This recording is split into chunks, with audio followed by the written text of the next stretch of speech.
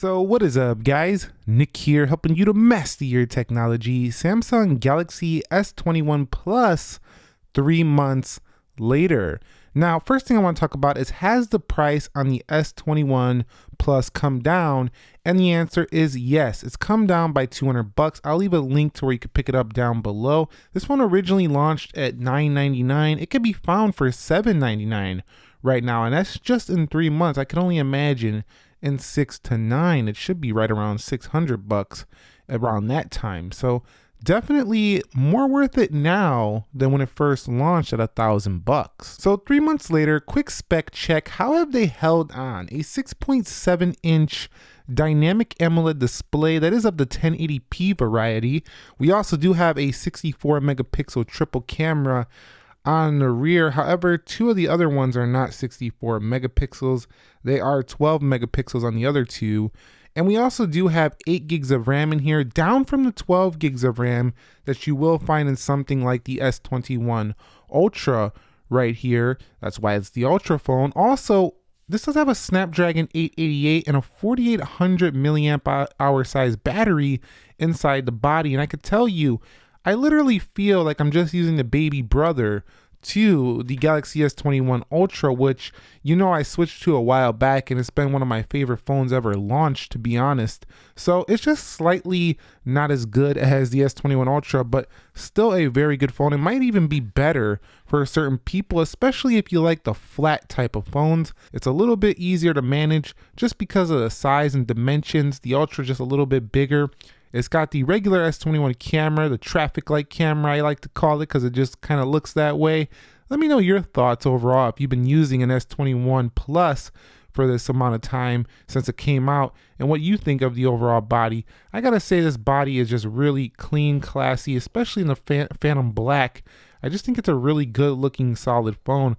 While it isn't pushing the boundaries of anything too zingy, over luxurious, anything like that, especially unless you get the purple version, which really stands out.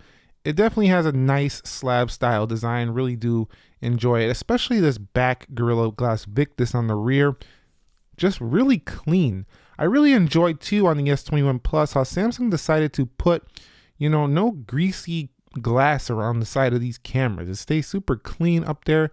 And yeah, while you do have painted aluminum, it looks like on the side, it kind of gives the impression of stainless steel, and it doesn't feel much different from stainless steel either. It still looks very good though, and it will scratch or chip if you do hit this phone, so I would definitely recommend putting this in a case if you don't want to get this all marred up and nicked up right here. Definitely overall very clean, classy design. 3 months later, I would definitely repurchase this device. Galaxy S21 Plus also did feature IP68 dust and water resistance, so it definitely does have a lot going for it there. Just like other flagship grade devices, you don't have to worry about getting it wet or anything like that. So very good on that front. Is the screen a downgrade for this phone? And I gotta say, no, it's not. It's definitely better calibrated. The colors look better. However, the resolution is down. So if you're pixel peeping, you are gonna notice this. Get the Ultra if you want the sharper panel. It is a step back in PPI over the S10 Plus, but definitely not a step back in the overall quality of the actual screen. Because you have 120 Hertz here, it's a lot smoother than an S10 Plus. In addition to that, I think the way they calibrated the colors is a lot more natural and a lot more, you know, accurate than what they did on the prior versions. However, if you like the more vivid, natural display, you could definitely get a little bit more popping colors than some of the older Samsung devices. Although the vivid mode does boost it up, I feel like they've toned back the saturation just by a couple points to get it a little bit more accurate. However, if you go to natural, it really does change out the overall display. Some people might not like this in natural on the Galaxy S21 Plus because, you know, when you go to natural, it really dulls down the colors. However, if you're tired of your eyes popping out because you keep seeing these over bright colors, you might actually enjoy that. Now, the display itself here, while it is dynamic AMOLED, you still have your super deep blacks, your very nice contrast ratios. When you go to a 1080p panel here, what you do end up getting is a display that will definitely save you more battery life because you're not sucking as much power with such a high res screen here at 1080. And most people from a regular distance are not going to be able to notice that this is not, you know, your 2K, your 4K display. So I think Samsung decided to make that cut, maybe to save costs. But if you do want the sharper resolution, it's something you look into, definitely go with the S21 Ultra. But at $799, I think it makes more sense now with the S21 Plus than at $999 for a 1080p style phone. But everything else about this is still flagship grade. Now, when it comes to the software for the Galaxy S21 Plus, it's essentially the same as the S21 Ultra again. Now, one thing I will say is I do like how you do have software updates coming in pretty regularly on this phone. I've gotten one every month since I got this phone. So I'm happy to see that Samsung is pushing out software updates very well for this device. And what I really do like is that it has all your favorite Samsung features they're used to. You got your edge panels over here. If you go into the settings up here, you can just plug a wire into your computer and use Samsung DeX, turn this thing into a laptop, a very underrated feature that doesn't get enough credit. I think on the Samsung side, it really does make this a computer in your pocket, especially if you have the peripherals to hook up to this. You do have quick share, wireless power share. Now you do have the enhanced processing mode, which will boost up the performance on this phone. Some people like more sustained performance when gaming. In that case, they did add the enhanced processing. So go ahead and turn that on if you get this phone and you want to do some sustained performance like heavy lifting, gaming, video editing, stuff like that. I would turn that on for that specific task. Other than that, I think it does manage regular tasks just fine. The Galaxy S21 Plus hasn't really heated up too much unless, of course, I have no case on it and I was using, games on this phone. I do use a case. This is the one I use. I'll leave a link to it down below. I like a rugged case, snap it on. It's got a little kickstand on the back right here. Works out perfectly. Does get a little bit greasy on the back, but that's okay because I'm not really looking at that. Does have like these nice tire marks here on the side to go ahead and give you some nice rubber grip. When you drop it, very good protection on here. So that's the case I use, a Samsung rugged case with kickstand. I will put that link down below in the description for you. So yeah, everything you want in software. You got total customization over here, widget support. If we go here, you do have the ability to change between home screen, app screens. We have a lot of things you could change just right here in the One UI between different app sizes. I'm always constantly changing this out depending on what I'm doing. Do I need more apps on the home screen one day? Do I need more apps or less apps another day? So I do constantly go through that. You can even change the folder grid here. And of course, if we go back into settings here, you're going to notice that we do have a ton of features still available. Device optimization is here. If we go over here to advanced features, Samsung still lays it down. Even though they've cleaned it up, you can see they're still laying it down here with the features. They're letting you know we might have cleaned it up, but we still are sitting on top of the game when it comes to extra features on a phone. Go to a theme store, they got the whole Samsung ecosystem built in here with Galaxy themes, Galaxy Buds, all that stuff, Wear, the Samsung Health experience, a very good overall cohesive experience compared to like years ago when it was kind of like a little bit sloppy and messy. Because I like how they bring everything down. Still enjoy that, and the S21 Plus is no different. Really like how there's no accidental presses with this flat display though. I will give them that. This definitely is where I want to see the next S21 Ultra upgrade go to. I wish they would just go flat on all. Because honestly, the curved display is nice, but I don't really think we need it. And they're almost there already on the S21 Ultra. It's barely curved as it is. It's not much curved at all. So I hope they go to all flat display. Now, one area that really stinks about this phone, and yeah, there are some step backs from older Samsung phones, is no SD card storage. So on this phone, you don't get an SD card. Really annoying compared to prior versions. You can see I've already used up 39% of my storage, and I've only had the phone 3 months. So at this rate, I'll probably be out of storage in a year unless I switch to a different phone and I don't use up all the storage on my S21 Plus. I don't like that I don't have the ability to put my SD card in here. If I'm coming from an S10 Plus, I have to go ahead and start over. I have to transfer stuff. It's a headache. So I wish Samsung would have kept that. All right, so let's talk about the cameras again. So you do have a 12 megapixel main camera, a 64 megapixel telephoto, and a 12 megapixel ultra wide.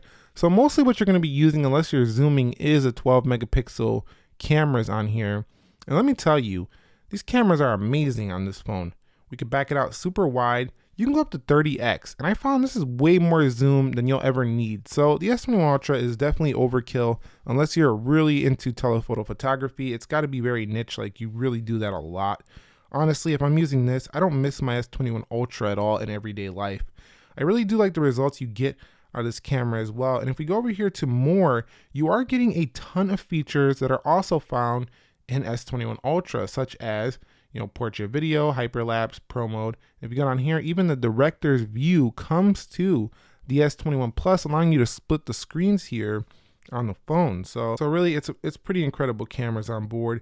In addition, 8K video. So you can do 8K at 24. I found it to get a little bit shaky at 8K, so I don't really use it much. However, you can turn on super steady if you want to get some steady video, but it drops back down into the 1080 mode. You can only do super steady in 1080. Now, if we go out of super steady, you do have 4K at 60. That's where the video is really strong. It's pretty stable and it's very sharp. So a lot of function here with the video, very good. And then if you flip it around to the front, complemented by a 10 megapixel camera. Now, I think the S10 Plus had a 10 megapixel, so this doesn't seem like a major upgrade here if you're coming from something like that. But you can do video at 4K 60 to match up with the rear, pretty decent. I wish they would put 12 megapixel on the front just so it would be perfectly matching up. But I gotta say, I'm very happy with the cameras on here. It can produce some very vibrant results. It has a lot of versatility, and there's really nothing that's gonna make you upset about these cameras. They're very good. Maybe that you don't have SD card storage to take more photos, Samsung. Thank you very much. But definitely they're very good overall performers. So take a look at a few samples I took of these in the past 3 months. You could decide for yourself if it's something you still want to maybe invest in.